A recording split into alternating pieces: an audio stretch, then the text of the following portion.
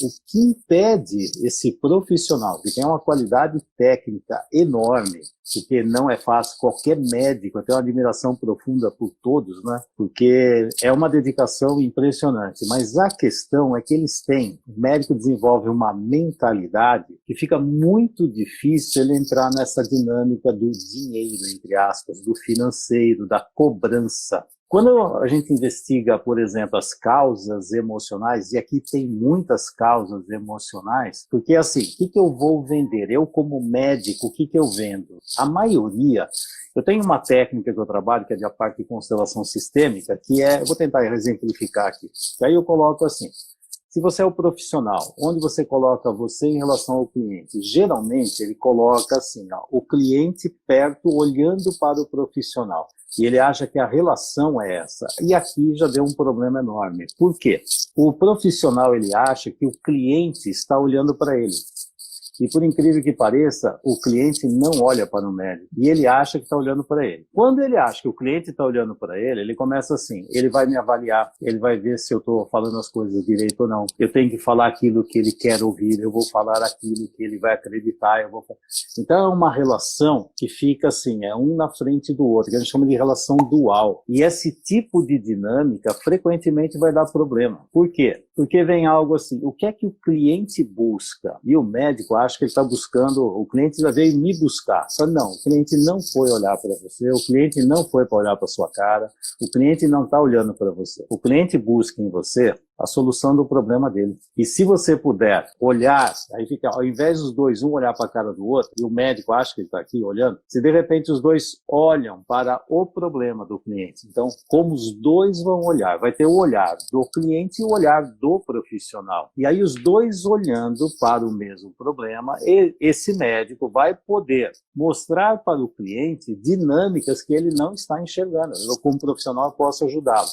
Resolver o problema, solucionar a dor dele e encontrar uma solução. Mas a hora que o profissional acha que o cliente está aqui olhando para ele, já deu um problema. Por quê?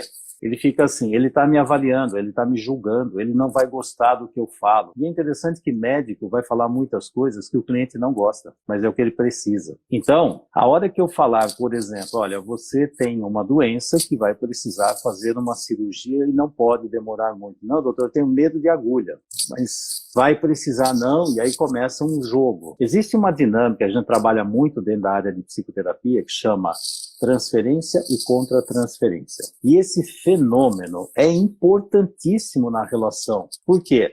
Porque tem uma dinâmica assim. Todo doente, de alguma forma, ele volta para um plano infantil. É como assim, quem vai me ajudar? Então ele fica num papel, entre aspas, de impotência. Eu sou um doente, eu preciso que alguém resolva meu problema e cuide de mim. Então isso aqui é uma visão infantil. Aí vem um médico que vai ficar transferencialmente na função de mãe, porque vou cuidar de você, eu vou escutar a sua doença, eu vou cuidar de você. Se começar a entrar nesse jogo, isso aqui vai dar problema, vai dar um problema, porque isso aqui não vai funcionar direito. E a maioria dos profissionais entram nessa dinâmica emocional de transferência e ele também num papel de contra-transferência. Mas não vou ficar falando muita coisa técnica disso aí, mas desde que entenda a dinâmica. E aí vem algo interessante, quer ver? Vou fazer uma pergunta. Quem é que paga o médico? O lado criança ou o lado adulto do cliente? Quem paga é o lado adulto.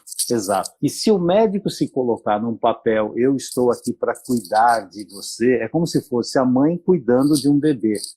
Mãe cuidar de bebê não se paga. Então, como é que eu vou cobrar algo que é um amor de mãe para filho? Parece uma coisa louca, de mãe, de pai, porque isso a gente não cobra. E o que acontece é que muitas vezes nessa relação de profissional-cliente, de repente vira emocionalmente esse tipo de relação. Eu estou aqui para cuidar de você. Você é uma criancinha, eu sou seu pai, sua mãe, e eu vou cuidar de você. Como é que eu vou cobrar isso de um cliente? Porque não se cobra. Amor de pai e mãe não se cobra. Agora, um trabalho médico para um doente, sim, porque isso é um serviço. E aí essa confusão... aquela relação paternalista, não é isso? Exato, aí fica uma relação, é mais materna, a função é mais materna, mas é a mesma coisa, é como assim, Eu sou o superior e você é uma criancinha que está aqui para eu cuidar de você. Se sou eu que vou cuidar de você, eu vejo você como criança. Como é que eu vou cobrar de criança? Não dá para cobrar de criança, não tem jeito de cobrar de criança.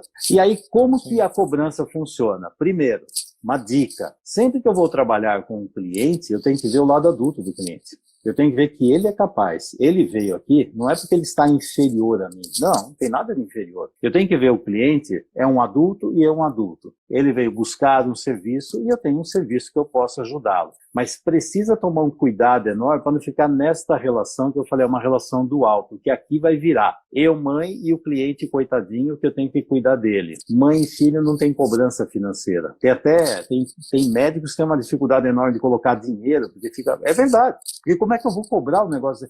Não, eu devia fazer tudo de graça.